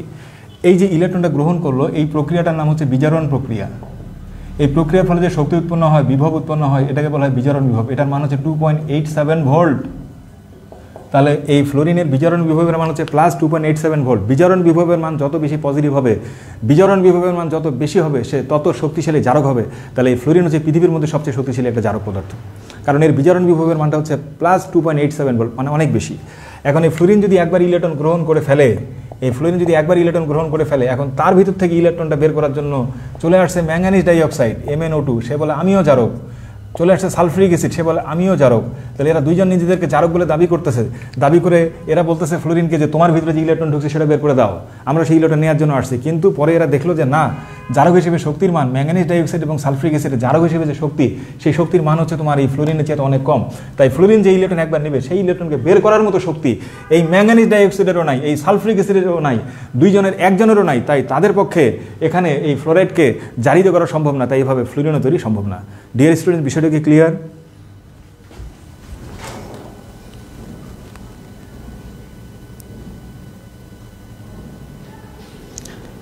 ইভা আক্তার, বিষয়টা ক্লিয়ার হয়েছে? আবির, আমি আর বেশি সময় নেব না, সামান্য একটু সময় নেব dear students. Okay Ratul, clear হয়েছে, thank you very much, thank you. তাহলে এখন প্রশ্ন হচ্ছে তাহলে ফ্লোরিন কেমন করে তৈরি হবে? তাহলে ফ্লোরিন আমরা কেমন করে তৈরি করবো? ফ্লোরিন যদি আমরা ধাতব ফ্লোরাইড থেকে এভাবে যদি ফ্লোরিন তৈরি করতে না পারি, তাহলে ফ্লোরিন আমি কেমন করে তৈরি করবো? ফ্লোরিন তো তৈরি করতে হবে, বাজারে যে ফ্লোরিন পাওয়া যায় সেই ফ্লোরিন তাহলে কীভাবে তৈরি হয় সেটা তো একটা প্রশ্ন, তাই না? তাহলে রেজওয়ান আল সাদিদ প্রশ্ন করেছো, তাহলে আমি যেটা বলতে চাই সেটা হচ্ছে যে ধাতব হ্যালাইডকে জারিত করার মতো এখানে শক্তি এদের থাকতে হবে। তো যখন আমি সোডিয়াম ক্লোরাইড নিব, সোডিয়াম ক্লোরাইডকে এরা জারিত করতে পারে, কারণ এখানে এই ক্লোরিনের চাইতে এরা শক্তিশালী জারক। কিন্তু যখন এখানে সোডিয়াম ফ্লোরাইড নেওয়া হয়, তো এখানে যে ফ্লোরিনটা আছে, ফ্লোরিন হচ্ছে অত্যন্ত পাওয়ারফুল একটা জারক। এটা যদি একবার ইলেকট্রন গ্রহণ করে তাহলে এটার ভোল্টেজ পাওয়া যায় 2.87 ভোল্ট, অর্থাৎ অনেক বেশি বিজারণ বিভব। তাই এটা খুবই শক্তিশালী একটা জারক। আর যেহেতু শক্তিশালী জারক, তাই এর ভিতর থেকে ইলেকট্রন বের করার মতো শক্তি এটারও নাই, এটারও নাই। তাই এভাবে ফ্লোরিন তৈরি করা যায় না। এখন কি বুঝেছো বিষয়টা?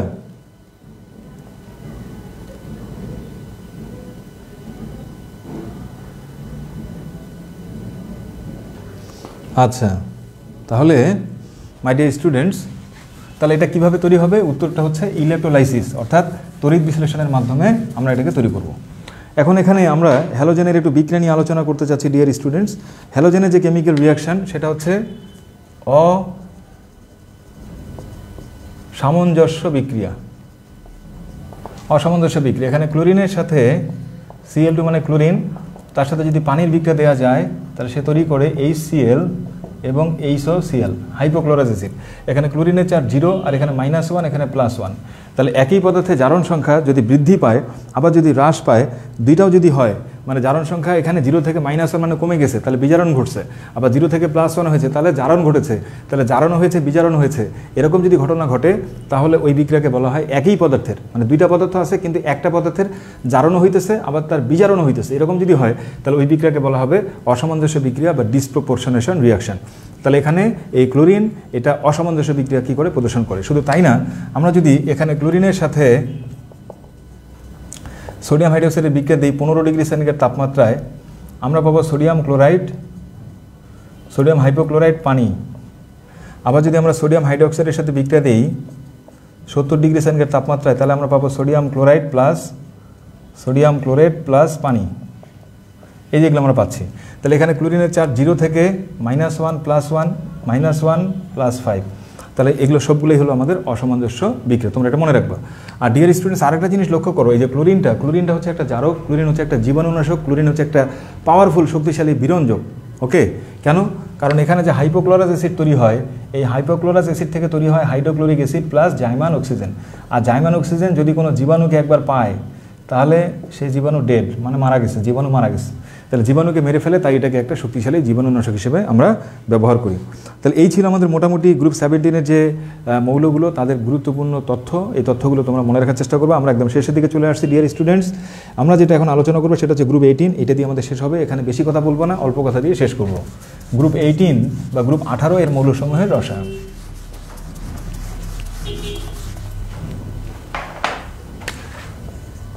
গ্রুপ 18-এ যারা আছে তারা হচ্ছে হিলিয়াম, নিয়ন, আর্গন, ক্রিপ্টন, জেনন, রেডন, আর একটা হচ্ছে ওজি মানে অর্গানিসন। এটা নিষ্ক্রিয় মৌল বা নিষ্ক্রিয় গ্যাস নামে পরিচিত। তবে এখানে বর্তমান সময়ে নিষ্ক্রিয় মৌলগুলোর অনেকগুলো যৌগ আবিষ্কার হয়েছে, তাই সেই হিসেবে এদেরকে আসলে নিষ্ক্রিয় গ্যাস বলা হয় না। হিলিয়ামের ইলেকট্রন বিন্যাস 1s2 আর বাকিগুলোর যোজনী শেলে আছে NH2 NP6। এখানে ভ্যালেন্সিয়াল ইলেকট্রন দ্বারা পরিপূর্ণ, তাই এদের নর্মালি যোজনী হচ্ছে আমাদের 0। তবে এরা সক্রিয় মৌলের সাথে বিক্রিয়া অংশগ্রহণ করে এবং নানা টাইপের যৌগ তৈরি করে। তা আমরা নিষ্ক্রিয় গ্যাসের কয়েকটা যৌগ এখানে আমরা দেখতে চাই। নিষ্ক্রিয় মৌলের যে যৌগগুলো আছে, এই যৌগগুলোর মধ্যে জেননের যৌগ অনেকগুলো আছে, যেমন XeF2, XeF4, F6 xenon difluoride, xenon tetrafluoride, xenon hexafluoride, XeOF4 xenon oxyfluoride, আবার Xe এরকম O3, আবার XePtF6 1960 সালে এই যৌগটা তৈরি করা হয়। Xe তারপর হচ্ছে আমাদের PT, তারপর হচ্ছে আমাদের জেনন হেক্সাফ্লোরোপ্লাটিনেট, XePtF6 মানে জেনন হেক্সাফ্লোরো প্লাটিনেট বলা হয়। এছাড়া XeOF2 আছে, XeOF2, তার মানে সবগুলোই জেননের যৌগ আমরা দেখতে পাচ্ছি। তাহলে জেননের যৌগ, জাইমান মানে হচ্ছে জাইমান মানে কি? শোনো, জাইমান মানে হইতেছে নেসেন্ট বা জাইমান মানে পারমাণবিক, অর্থাৎ যেটা পরমাণু অবস্থায় আছে। তুমি তো পরমাণু প্রকৃতিতে পাবা না, কারণ পরমাণু অনেক সক্রিয়, তাই তারা অণু হিসেবে থাকে। তো অণুকে যদি পরমাণুতে কখনো কনভার্ট করতে পারো, পারমাণবিক অবস্থা যদি তৈরি করতে পারো, সেটা কি বলা হয়? জাইমান অবস্থা। জাইমান মানে নেসেন্ট, মানে সদ্যজাত, সদ্য প্রস্তুত অবস্থা। Okay, thank you for your question dear students. আচ্ছা, তো এরপরে আমরা জেননের অনেকগুলো যৌগ আমরা দেখতে পাচ্ছি। আবার আর্গনের সাথে HArF, এটা হচ্ছে নিষ্ক্রিয় গ্যাসের যৌগ। তাহলে নিষ্ক্রিয় গ্যাসকে যে নিষ্ক্রিয় বলা হতো এক সময়, কিন্তু আমরা দেখতে পাচ্ছি এরা অনেক ধরনের যৌগ তৈরি করে। এদের কিছু যৌগ আছে যেগুলোকে বলা হয় হাইড্রেটেড যৌগ, যেমন আর্গনের সাথে 6 অণু পানি যুক্ত হয়ে এটা তৈরি করে। আবার এরা সন্নিবেশ যৌগ তৈরি করে। এদের কিছু যৌগ হলো সন্নিবেশ যৌগ, যেমন বোরন ট্রাইফ্লোরাইড, রাইট, তার সাথে আর্গন যুক্ত হয় এবং তৈরি করে 4টা বোরন ট্রাইফ্লোরাইডের সাথে এখানে আর্গন যুক্ত হয়ে এগুলো তৈরি করে। এগুলোকে বলা হয় সন্নিবেশ যৌগ। তো কীভাবে যৌগগুলো তৈরি হয় সেটা একটু আমি দেখাই তোমাদেরকে। এখানে এই যে আর্গন আছে, তার সাথে বোরন 1টা 2টা 3টা 4টা যুক্ত হয়েছে। এগুলো সবগুলোই হচ্ছে বোরন ট্রাইফ্লোরাইড, F3B, BF3। এখানে আর্গন কি করে? তার লোন পেয়ার ইলেকট্রন বোরনকে দিয়ে তার সাথে এভাবে সন্নিবেশ বন্ধন তৈরি করে। এভাবে সন্নিবেশ যৌগ এরা গঠন করে। আবার এদের খুবই গুরুত্বপূর্ণ যৌগ সেটা হচ্ছে ক্লাথরেট যৌগ। এই ক্লাথরেট কিন্তু তোমাদের পরীক্ষা আসতে পারে। এরা ক্লাথরেট যৌগ তৈরি করে। ক্লাথরেট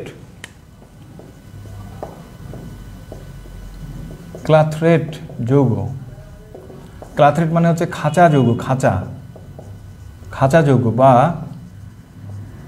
অবরোধ যৌগ। তাহলে ক্লাথরেট বা খাঁচা যৌগ বা অবরোধ যৌগ, ক্লাথরেট কম্পাউন্ড। ক্লাথরেট আবার কি? ক্লাথরেট কম্পাউন্ড মানে হচ্ছে, মনে করি এটা একটা দ্রাবক আছে। এই দ্রাবকে হাই প্রেসারে আমি কতগুলো গ্যাসকে পাস করলাম। গ্যাসের অণুগুলো দ্রাবকের মধ্যে এসে ঘোরাঘুরি করতেছে, বেড়াইতে আসছে। মনে করো কোনো একটা দেশে তুমি বেড়াইতে গেছো, তাহলে তাহলে দ্রাবক, মনে করো একটা মিডিয়াম, সেখানে হাই প্রেসারে কতগুলো গ্যাসকে প্রবেশ করানো হয়েছে। প্রবেশ করানোর পরে তাহলে এখানে এই দ্রাবকটা হচ্ছে হোস্ট, আর এই গ্যাসগুলো এখানে ঢুকছে, এরা হলো গেস্ট। এখন আমরা কি করলাম? এই দ্রাবকটাকে করলাম। তাহলে কেলাসন যদি করি, তাহলে দ্রাবকটা এখন সলিড হয়ে গেল। তাহলে হোস্ট এখন কি অবস্থায় আছে? সলিড অবস্থায় আছে। এখন গেস্ট যারা, তারা হোস্টের মাঝখানে আটকা পড়ছে, তারা এখান থেকে বের হইতে পারে নাই। তাহলে সলিডের মধ্যে এই যে আটকা পড়ছে অন্য পদার্থের অণুগুলো, তাহলে এইটাকে বলা হয় একটা যৌগ, এবং এটাই হচ্ছে আমাদের ক্লাথরেট যৌগ বা খাঁচা যৌগ বা অবরোধ যৌগ। দেখো বিষয়টা ক্লিয়ার কিনা। তাহলে কোনো যৌগের গঠনে নিষ্ক্রিয় গ্যাস যদি অবরুদ্ধ হয়, তাহলে তাকে ক্লাথরেট বলে। কোনো যৌগের গঠনে নিষ্ক্রিয় গ্যাস যদি অবরুদ্ধ হয়, তাহলেই তাকে এখানে আমাদের ক্লাথরেট বলে। ঠিক আছে? রাকিব একটা প্রশ্ন করেছো, তোমার প্রশ্নটার উত্তর আমি একটু পরে দিচ্ছি ডিয়ার, জাস্ট একটু ওয়েট করো। তাহলে কোনো যৌগের গঠনে নিষ্ক্রিয় গ্যাস যদি অবরুদ্ধ হয়, তাহলেই তাকে বলা হবে ক্লাথরেট। আচ্ছা, ক্লাথরেটের একটা উদাহরণ দেই। সেটা হচ্ছে, এই যৌগটাকে বলা হয় ওইস। এটার নাম হচ্ছে কুইনল। তো কুইনলের ভিতরে যদি 10 থেকে 40 ATM চাপে আমরা আর্গন গ্যাসকে পাস করি এবং পরে তাকে কেলাসন করি, তাহলে এখানে আর্গন ক্লাথরেট পাওয়া যায়। সেটা দেখতে কেমন দেখো।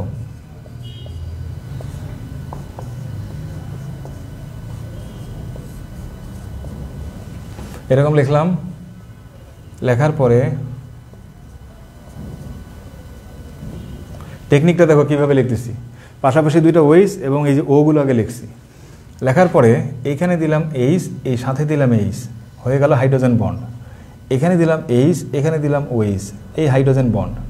তারপরে এখানে দিলাম এইস, এখানে দিলাম OH, এই হলো হাইড্রোজেন বন্ড, আর এই জায়গাটায় আটকা পড়ছে হচ্ছে আর্গন, এবং আর্গনের যে ডায়ামিটার মানে যেটা ব্যাস সেটা হচ্ছে 0.4 ন্যানোমিটার। এই ছিদ্রের মধ্যে সে আটকা পড়ছে, এটা আর বের হইতে পারে না। তাহলে এটাকেই বলা হয় আর্গন ক্লাথেরেট। তাহলে এখানে হোস্ট হচ্ছে কে? কুইনল, আর কুইনলের মধ্যে গেস্ট হিসেবে কে গেছে? আর্গন। তারপর যখন এটাকে কেলাসন করা হয়েছে তাহলে জমাট বাঁধছে, ওই ছিদ্র থেকে আর কোনোভাবে সে নিজেকে বের করতে পারেনি, সে ওখানে আটকা পড়ছে, রাইট? তাহলে এটা হচ্ছে আর্গনের ক্লাথেরেট। তোমরা জানো অ্যান্টার্কটিকা বরফের মধ্যে আগুন দেখা যায় কেন?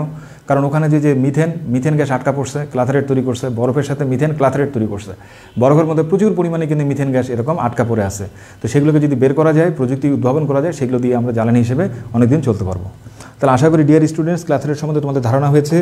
এখন মনে করো তুমি এই হিলিয়াম দিয়ে ক্লাথেরেট তৈরি করতে পারবে না, নিয়ন দিয়ে ক্লাথেরেট তৈরি করতে পারবে না, ঠিক আছে? হিলিয়াম নিয়ন দিয়ে ক্লাথেরেট তৈরি করা যাবে না।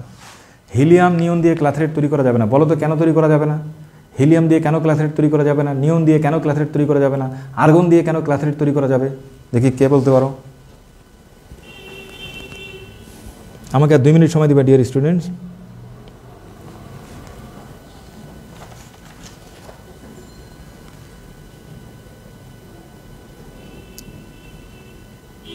ও কেলাসন কি? কেলাসন মানে হচ্ছে একটা কঠিন পদার্থের সাথে তরল পদার্থ মেশাবা, দ্রবণ হবে, দ্রবণ থেকে তাপ দিবা, তাপ দিয়ে ঠান্ডা করবে, ঠান্ডা করলে কঠিন পদার্থগুলো আবার নিচে পাওয়া যাবে, ক্রিস্টাল নিচে পাওয়া যাবে। কঠিন পদার্থ মানে হচ্ছে ক্রিস্টাল সলিড, সেটা আবার নিচে পাওয়া যাবে, এটাকে বলা হয় কেলাসন।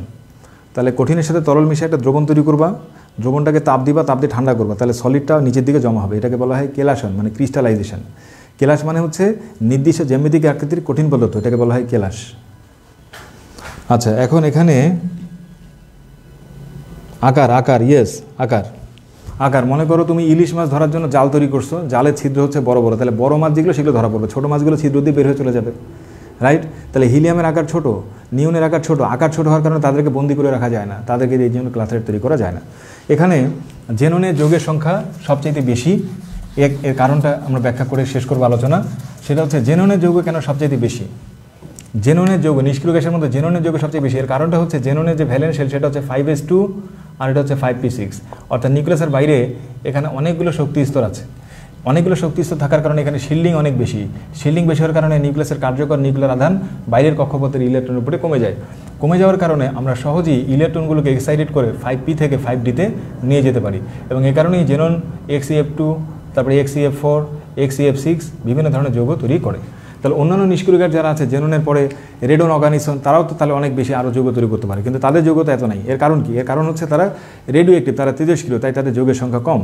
আর প্রথম দিকে যারা আছে তাদের যেহেতু শক্তিস্তর কম, তাই তাদের কার্যকর নিউক্লিয়ার আধানটা বেশি। কার্যকর নিউক্লিয়ার আধান বেশি হওয়ার কারণে ইলেকট্রনকে সহজে এক্সাইটেড করা যায় না। আর ইলেকট্রন যদি সহজে এক্সাইটেড না হয় তাহলে আনপেয়ার্ড ইলেকট্রনের সংখ্যা বা বেজোর ইলেকট্রনের সংখ্যা বৃদ্ধি পাবে না। আর বেজোর ইলেকট্রনের সংখ্যা যদি বৃদ্ধি না পায় তাহলে যৌগের সংখ্যা তোমার বৃদ্ধি পাবে না। এই কারণে অন্যান্য নিষ্ক্রিয় গ্যাসের চাইতে জেননের যৌগের সংখ্যা সবচেয়ে বেশি।